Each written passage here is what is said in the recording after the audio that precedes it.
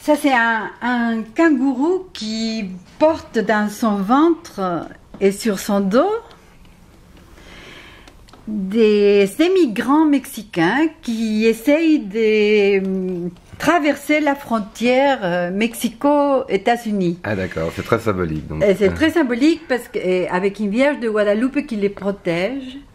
J'ai fait une chanson aussi qui s'appelle El Muro pour le groupe Los Tigres del Norte justement. Et cette chanson dit que seulement un kangourou peut porter les pauvres immigrants qui essayent de passer d'un côté à l'autre. C'est une chanson contre tous les murs du monde qui ne devraient pas exister nulle part maintenant. Dans nos jours, c'est absolument inutile.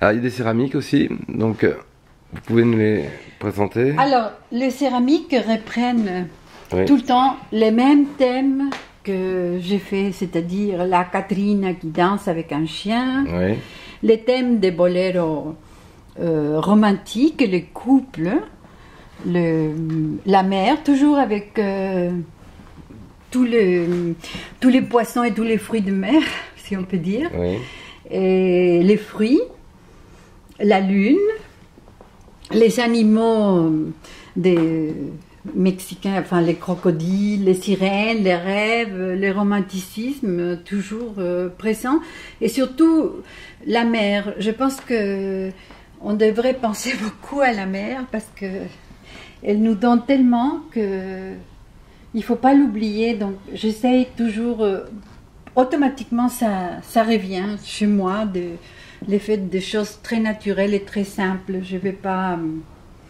intellectualiser du tout mon travail. Ce sont des choses que je vois et que je crée. Ah, et cette toile, vous n'avez pas commenté tout à l'heure, qui est derrière. Cette toile, c'est encore sur une chanson qui s'appelle Ma saveur, donc Saborami. Vous voyez que c'est un monsieur qui est en train de mordre justement. sa partenaire pour la goûter.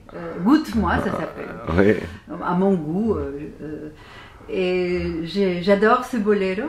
Il y a ces enfants là, qui sont... Oui, parce qu'au Mexique, si vous allez dans un salon de danse ou, je veux dire, un salon de danse populaire, tout le monde danse. Enfin, c'est comme on est très famille. Quand la famille sort, amène les enfants avec eux. Et si on va dans un salon de danse, les parents dansent, les oncles dansent, les enfants dansent. Il y a un petit ange l'ange est toujours là, puisque tout le monde est catholique, donc il y a toujours l'ange qui est présent, mais il y a toujours aussi les démons qui se promènent, puisque... alors cette femme, justement, cette femme qui est un peu dénudée. Cette femme, elle est là aussi parce que... elle a le droit de danser, dénudée ou pas. Je crois que tout le monde dans ce monde. Il y a une revendication à plus de liberté, alors peut-être c'est ça, non? Non, je pense que chacun a sa place dans ce monde et il faut donner un espace à chacun. Un petit mot de la part de Moustaki qui vous est adressé, mais c'est une véritable déclaration d'amour. On a une amitié amoureuse, j'aime beaucoup ses chansons. Alors j'adore toujours travailler en musique, comme vous pouvez entendre. Alors j'aime son talent, sa vitalité, son art de vie, son humour, sa disponibilité, son atelier dans le 5e, sa fidélité, son esprit d'aventure, sa modestie, sa tendresse, sa sensualité, sa sensibilité, et je m'arrêterai là, donc c'est déjà beaucoup. Voilà, donc vous aviez fait quelques dessins. Oui, on a fait ces livres, 36 dessins des chansons de Moustaki. J'étais très contente parce que c'est un artiste vivant, aussi bien que, comme je vous disais, l'autre peinture murale qui va venir en France maintenant. Qui est sur les corridos. Vous savez, les corridos, c'est la musique... on aura du mal à voir peut-être là, mais bon, d'accord, d'Amérique du Nord, du Mexique et d'Amérique... Vous aimez beaucoup cette musique? J'adore parce que c'est très gai. Et j'ai composé la chanson du Muro pour ce groupe, Los Tigres del Norte, que vous écoutez en ce moment. Et je pense que ça a tellement d'énergie que j'aime beaucoup. C'est une musique qui a bercé votre enfance, non? Oui, on l'a écouté dans tous les... Depuis la Révolution, il y a eu des corridos. C'est une façon de raconter les histoires qui arrivent.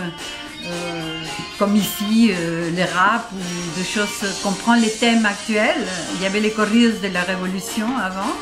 Et maintenant, il y a les corridos sur les histoires actuelles du pays. C'est parfois pas très gai comme histoire au fond, parce qu'il y a beaucoup de tragédies qui arrivent. Mais la musique est tellement gaie que ça met chaud au cœur.